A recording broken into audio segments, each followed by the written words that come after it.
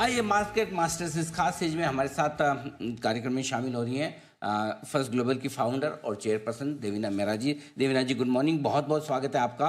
सबसे पहले शुरुआत एक बार बाजार के डायरेक्शन को लेकर ही की जाए।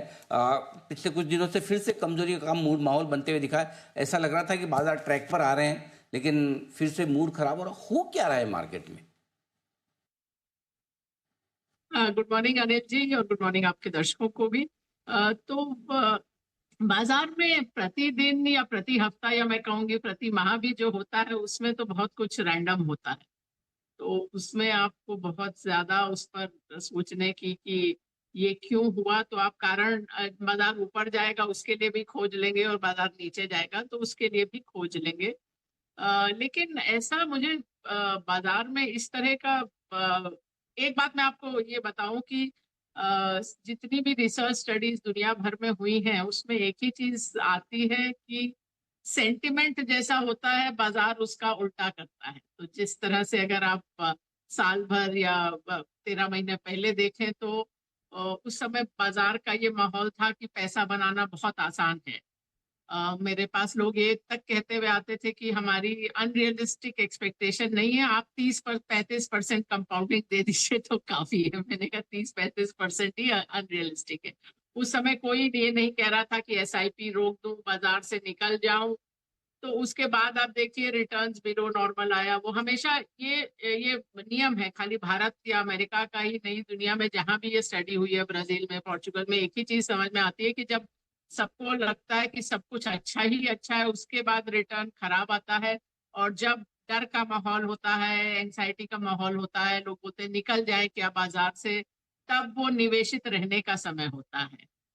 तो ये प्रश्न ही आता है तो वो उसका मतलब है कि आप निवेशित रहिए। और मैं हमेशा ये भी कहती हूँ कि आपका जो 100% निवेश है वो खाली स्टॉक मार्केट में या इक्विटी में नहीं होना चाहिए, चाहे वो डायरेक्ट इक्विटी और इक्विटी म्यूचुअल फंड वगैरह पीएमएस सब मिलाकर भी पूरा का पूरा इक्विटी में नहीं होना चाहिए। इक्विटी में आपको ये नहीं मालूम रहता कि अगले 1 2 3 साल में कितना रिटर्न आएगा, तो वहां वही पैसा लगाइए जो आपको 8 10 साल तक नहीं चाहिए।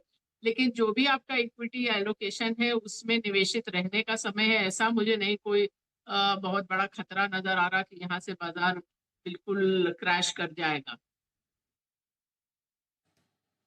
ठीक बात है, बिल्कुल आपने सही कहा कि हर महीने हर हफ्ते तो कुछ न कुछ कारण से सेंटिमेंट से बाजार ऊपर नीचे होंगी। लेकिन एफआईज का मूड क्यों बिगड़ा हुआ है? आप तो काफ़ी अच्छी गहरी पकड़ ग्लोबल मार्केट्स पर भी रखती हैं। एफआईज के फ्लोज को भी आप बहुत अच्छे से जानती समझती हैं। इनके बेचने की कोई खास वजह? मैं इस चीज पर स्पेक्युलेट ही नहीं करती, इस पे अटकलबाजी ही नहीं करती कि एफआईआई क्यों खरीद रहे हैं और क्यों बेच रहे हैं। और उसका एक ही कारण है कि एफआईआई का अगर आप लंबे समय तक देखिए तो हम लोग ये प्रश्न ही क्यों पूछते हैं कि हम लोग सोचते हैं एफआईआई बेचेंगे तो बाजार घटेगा और एफआईआई खरीदेंगे तो बाजार चलेगा, जबकि आंकड़े ये दिखाते ही नहीं कि आप जब से एफआईआई आने लगे आए हैं बाजार में, अब 31 साल हो गए हैं, तो वो उसका कोई कोरिलेशन ही नहीं होता है। आप इसी से सबसे बड़ी बात आप देख लीजिए कि 1994 से एफआईआई ने निवेश करना शुरू किया, उसके पहले जीरो था एफआईआई का निवेश। तो आप बोलेंगे कि इतना पैसा आएगा पूरा दुनिया भर से, ये नया स्रोत है, तो एकदम बाजार चल जाएगा। और हुआ क्या, 94 से 2003 मतलब वो 9 साल का एक ऐसा अरसा है जिसमें सेंसेक्स का ऊपर नीचे जाके कुल रिटर्न जीरो था। अकेला ही एक 9 साल का ऐसा समय है जिसमें सेंसेक्स ने जीरो रिटर्न दिया।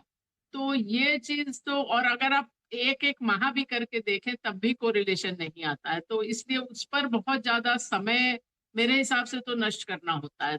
तो एफआईआई के फ्लोज का एक चीज के लिए जरूर मायने होता है कि कंट्री का बैलेंस ऑफ पेमेंट के लिए और उन सब चीजों के लिए, बट बाजार के लिए मेरे ख्याल, और ये मैं तब की बात 94 से 2003 की कर रही हूँ जब ना म्यूचुअल फंड कोई खास था और रिटेल निवेश भी इतना कम था, तो इतना सारा बाहर से पैसा आया फिर भी बाजार नहीं चला।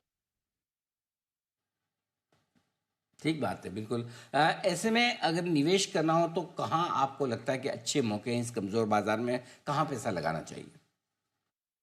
देखिए हमारे पीएमएस में और स्मॉल केस में भी पिछले साल से हम लोग जिन सेक्टर में ओवरवेट रहे हैं वो मतलब आप समझ लीजिए 1.5 पौने 2 साल हो गए।